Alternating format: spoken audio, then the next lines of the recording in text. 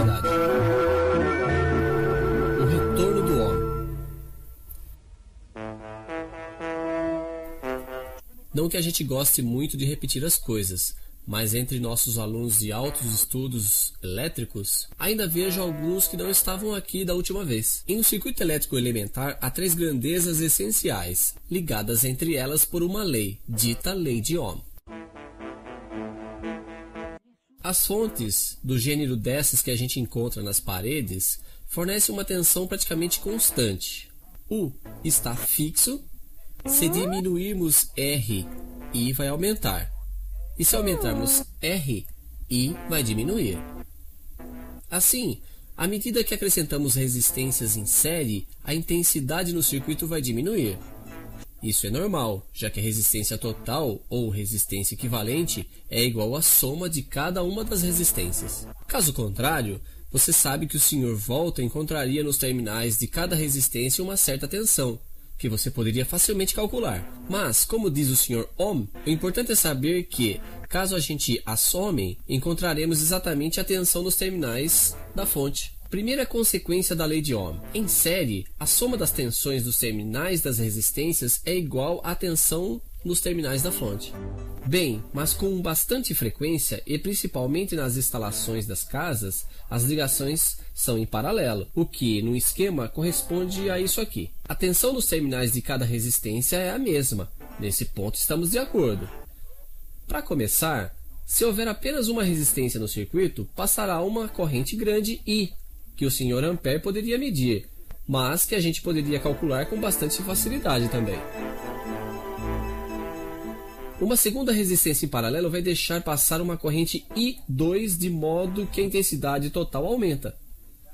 Uma terceira resistência deixa passar uma corrente I3 e a fonte, boa garota, fornece sempre. Portanto, segunda consequência da lei de Ohm, em paralelo, a soma das intensidades em cada resistência é igual à intensidade total fornecida pela fonte. Então, é preciso que tudo isso esteja bem claro.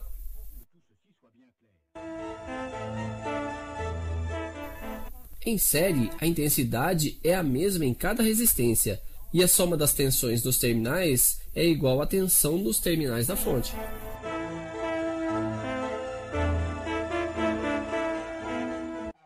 Em paralelo, é a tensão nos terminais que é a mesma, e a soma da intensidade é igual àquela que sai e volta da fonte.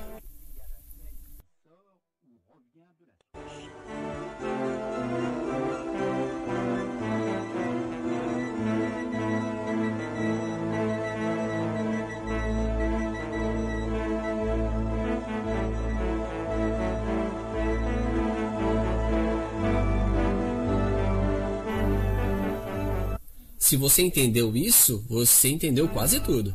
Ah, sobrou uma última coisa. A resistência equivalente de várias resistências em paralelo é, claro, o valor da resistência única que deixará passar a mesma corrente total. Quanto mais resistência a gente acrescenta em paralelo, mais aumenta a corrente total. Portanto, o valor da resistência equivalente diminui. Ah, mas veja bem que não é a mesma coisa que há pouco. Elas não se juntam mais, nossas resistências. Então, o que elas fazem? Para isso, chamaremos nosso matemático de plantão. Caro matemático, 3 resistências em paralelo, de 100, 10 e 1 ohm, dá uma resistência equivalente a quanto? 0,9 ohms, aproximadamente. Ele tem razão, pois, em paralelo, a resistência equivalente é sempre menor que a menor das resistências. Como ele fez essa conta, nosso matemático? Ele se serviu do contrário. 1 dividido por R1 mais 1 dividido por R2 mais 1 dividido por R3 é igual a 1 dividido pela resistência equivalente. Mas eu vejo alguém preocupado. O que fazer quando temos resistências que sejam metade em série, metade em paralelo? Isso não é mais complicado. A forma do contrário vai nos dar a resistência equivalente das duas resistências em paralelo. Essa resistência equivalente está, então, em série com a terceira. E aqui elas se juntam, pura e simplesmente, para dar a resistência total. Mas voltemos às fontes. Sr. Volta, por acaso suas pilhas de 1,5 V são fontes de tensão constante, como nossas tomadas de corrente? Veremos. Tensão nos terminais 1,5 volts. Perfeito. Agora, ligamos uma resistência de 1 ohm. Tensão nos terminais agora de 0,75 volts? Então, Sr. Volta, suas pilhas não são de boa qualidade? Elas são de boa qualidade sim. É preciso somente saber que as pilhas também têm uma certa resistência, dita resistência interna. Elas têm esse direito. Quando você liga sua resistência, isso equivale a esse circuito aqui. Circuito série, você notará.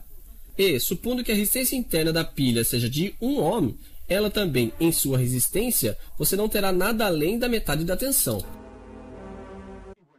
E eis porque sua pilha muda. Eu quero dizer, ela não é uma fonte de tensão constante. Obrigado, Sr. Volta. E é o Sr. Ohm, novamente, que vai tirar a conclusão disso tudo. Todo gerador é caracterizado por duas coisas: sua força eletromotriz E e sua resistência interna R. Logo que ela fornece uma corrente I, e a tensão em seus terminais é igual à força eletromotriz menos a queda de tensão na resistência interna. Ainda é a lei de Ohm, mas a chamamos de lei de Ohm generalizada. Parabéns, Sr. Ohms. Assim, graças ao General Ohm e às suas astúcias em eletricidade, a gente continua se encontrando por aqui.